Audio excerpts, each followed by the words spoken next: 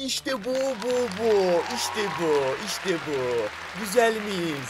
Çiçek miyiz? Hocam tekrar birlikteyiz. Hiçbir yere gitmeyiz. Kimselere söz vermeyiz.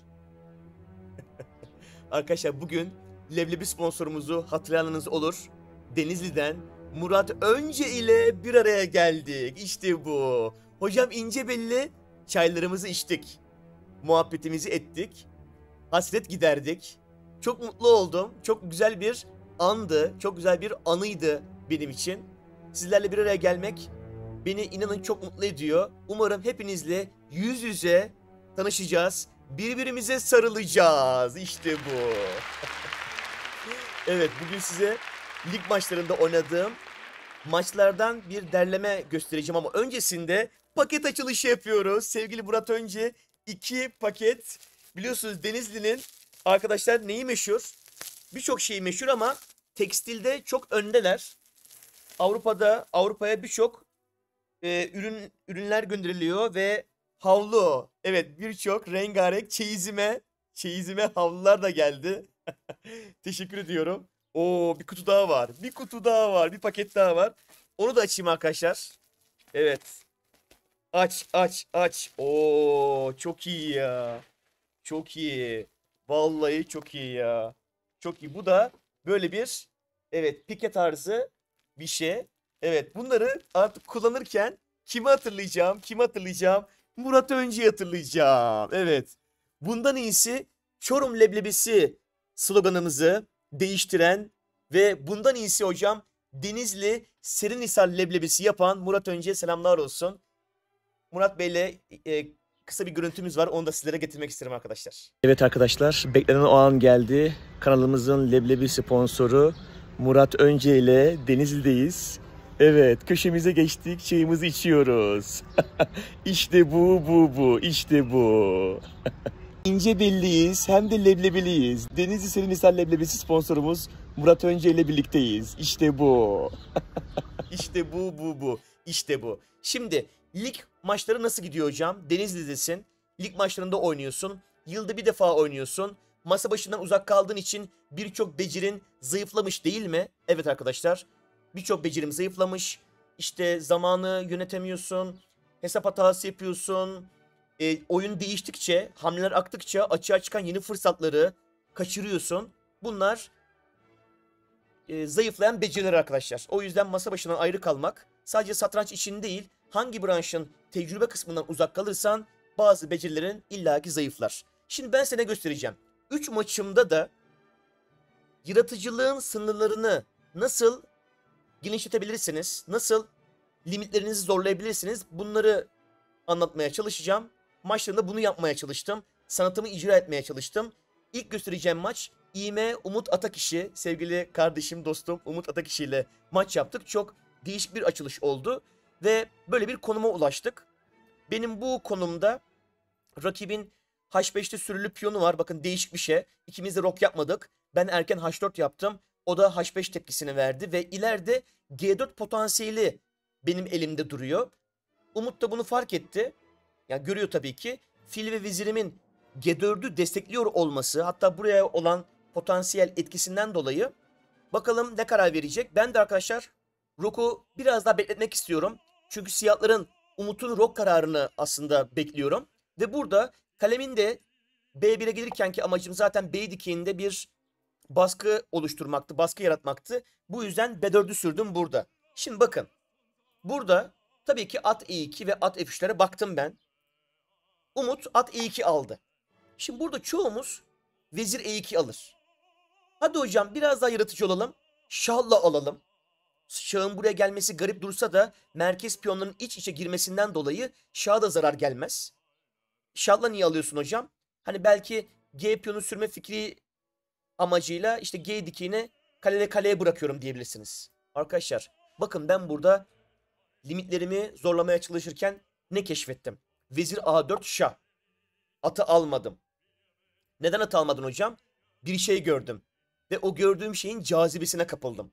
Şöyle ki eğer burada görünen hamle vezir D7'yi oynasaydı Umut arkadaşlar dipsiz bir kuyuya inecektim. ve vezirle veziri alacaktım. Şahla aldığı zaman da atı almak yerine BC5 oynayıp taş feda edecektim. Çünkü hem C5'ten piyon alıyorum. Birinci piyonu alıyorum. Hem B7'den ikinci piyonu alıyorum ve şah çekiyorum. Şah E8'e kaçmak zorunda. Üçüncü piyonu da D6'dan alıyorum. Ama hocam satranç oynarken bu şekilde mana hesabı yapılmaz ki. 3 elma işte 3 piyon aldın, at da 3 puan eşitlik diye hesaplanmaz ki. Doğru söylüyorsunuz. Ben de zaten ona bakmıyorum sadece. Neye bakıyorum? Şahın burada iki kale arasındaki koordinasyonu koparmasına, iki filin oyuna giremiyor oluşuna ve benim bu saldırıya, bu baskıya yeni taş getirebiliyor oluşumdan ilham alarak buna girecektim. Mesela örnek veriyorum, atı F4'e ya da D4'e kaçması lazım. Bence D4'e kaçması, atla değişime girmesi daha doğru. Çünkü ben fili verip açılan kareden atı buraya gelirsem buralardan daha etkili olacağını düşünmüştüm. Diyelim ki atı buraya geldi. Ben BD alacağım, şah çekecektim. Şah E8'e kaçacaktı fili korumak için. Ve burada önce atla atı alacağım tabii ki. Sonra da D6'yı alacağım. Ve bir an önce diğer kalemi C dikinden gelmeye çalışacağım. Burada gerçekten siyahların oyunu, konumu çok zor. Buna girecektim arkadaşlar. Böyle bir şey hesapladım. Bunu hesaplamak için de tabii ki hem zaman harcıyorsunuz hem de cesaret topluyorsunuz. Masa başında kolay değil. Eksik hesap yaparsan kaybedersin. Ama bunu fark etmiş olmalı ki sevgili Umut, şah F8 oynadı. Halen burada belki BC5 var. Ama ben buna artık cesaret edemedim ve burada şah E2 aldım. Oyun devam etti. Sadece bu noktayı size bu maçtan göstermek istedim. Şimdi diğer maçlara geçeceğiz. Yani yaratıcı sınırınızı zorlayabileceğiniz anlar geliyor arkadaşlar. Siz yeter ki sanatınızı icra etmeye çalışın. Sadece görünen hamleleri değil, görünmeyen hamleleri de keşfetmeye çalışın. Hani diyorum ya ben size, satrancın derinliği var. O derin sulara dalmanız gerekiyor. Hocam, tüpsüz dalış oradan mı geliyor? Tabii ki oradan geliyor. Bir diğer maç. Sevgili Johnson'la oynuyorum. Johnson. Bakalım hocaya ne yapacaksın? Ne yapacaksın? 2130 ratingi var. Benim ratingim 2180 arkadaşlar. Düşük kaldı. Yıllarca oynamadık. Sporculuğu bıraktığım son dönemlerde de oynadığım için yüksek elo kaybettim. 40-40 kaybede aşağı çöktük. Arkadaşlar ben burada A6'ya gelen baskıyı atla tutuyorum. Atın potansiyelleri var. İleride yani D5 karesi boşalırsa oradan gelir. At buradan da devam edebilir. Kalerimi F2'ne çiftledim. D'de korumalı geçer oluşturdum. Ama hani konum daha ileriye gitmiyor. Konum daha ileriye gitmiyor. Bu şekilde işte belki fili buraya geleceğim veya buraya koyacağım şeklinde devam edecektim. At buraya oturduğunda da atı alacağım diye kendime söz vermiştim. Çünkü atı aldıktan sonra kaleler için açık dikey olmadığından kalite fedası kendini gösterecek diye düşündüm. Ve burada at F5 geldi Cansun. Ben de ne yapacaksın? Bunu alacağım dedim. Bunu aldım. O da aldı. Ben de vezirle aldım. Kalite fedası yaptım. Bir piyon da aldım. Burada geçirim var. D5 karesi kullanımı açıldı. Keyfim yerinde açıkçası. Zamanlar da azaldı. Burada da kalite fedası yaptım. Bunu göstermek istiyorum sizlere. Devamında bakın. Stockfish'e sorduğumuz zaman beyazlara kazanç diyor. Tabii ki Stockfish daha çok materyale bakıyor. Ama masa başındaki mücadele, pratik şanslar açısından ben siyahlara ibrenin dönük olduğunu düşünüyorum. Hani tarafsız gözle bakıyorum, emin olun arkadaşlar. Burada F3 yaptı. Fena bir hamle değil. Ben de kale giydi yaptım. Bu da fena değil. Aldı. Ben de aldım. Tekrar aldı. Ben de aldım. Bu değişimler benim işime geldi. Oyundan vezirin çıkmasını istiyordum ben. Kale F3 geldi. Aşağı sarkmak istedi. At D5 ile aktif yanıtlamak istedim. Atımı hem merkeze geldim hem de fili korudum. Kale şah çekerse şah G8 gelecektim. Kaleyi kovacaktım. Bu yüzden bu şah çekişi iyi olmayacaktı. Ama ondan beklediğim iyi hamle fil G3'tü. Ama şimdi bakıyorum fil G3'e E4 oynayabilirmişim ben. Yani maçta yanlış görmüşüm. Kale A6, A3 geldi. A6'ya sarktı. Ben de A6'yı verme kararı aldım. Kale A6 alınca fille şah çektim. Fili kapattı burada. Bakın mesela hatalı hamle yaptı. Dediğim gibi pratik şanslar benden yana. Fille aldım, şahla aldı. Burada E4 sürmem gerekiyordu. Ben E4 süremeyeceğimi düşündüm. Kale D4 boşta kalıyor diye düşündüm. Halbuki E3 var. At korumasından şah çekiyorum. Kaleyle kaleyi alıyorum ve kazanıyorum. E3'ten sonra yine Stockfish'e sorduğumuz zaman oyun berabere. Ama beyazların üst üste çok teknik hamleler yapması lazım. Hatta şöyle söyleyeyim ben size. G2'yi bile kaybedecek ama bir yerde beraberliği sağlayacak. Nasıl sağlayacak? İki kaleyi aşağı inerek Şah'ın kötü konumundan yararlanarak sürekli şah çekerek berabere yapabilecek. Ben bu maçı Cansu'na kaybettim arkadaşlar. Kaybettim. Evet. Kaybettim. Zaten maç boyunca bence baskı yaratan taraf oydu. Ben de direnç göstermeye çalıştım. Ama satrançta bu her zaman vardır. Her zaman oyun dengede gitmez. Gitgeller olur. Bir taraf daha iyi oynar. Sonra hata yapar. Sonra el değiştirir. Yani önemli olan sonuca kim imzasını atıyor ona bakmak gerekir. Ben burada bunu görmedim. 50 saniyem kalmıştı. 30 saniye eklemeli oynuyoruz.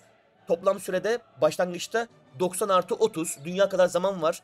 Her oynadığım maç 4 saat sürüyor arkadaşlar. Bakın hiç abartmıyorum. 4 saat sürüyor satranç maçı. İnanamazsınız. Gel beraber Valorant oynayalım desem 4 saat oynamazsın benimle. Gel FIFA atalım desek 4 saat canın sıkılır 3. saatte. Satranç oynuyoruz biz burada 4 saati aşıyor arkadaşlar. İnanamazsınız. Bir maçımdan da size kesit göstereceğim.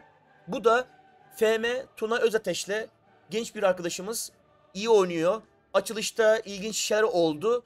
Ben bu konumda D5'e piyonu çaktım. C4'teki geri kalmış piyonu sağladım. Filmle de buraya yapıştım. Onun da fili buraya bakıyor. Potansiyel C3'ler var vesaire.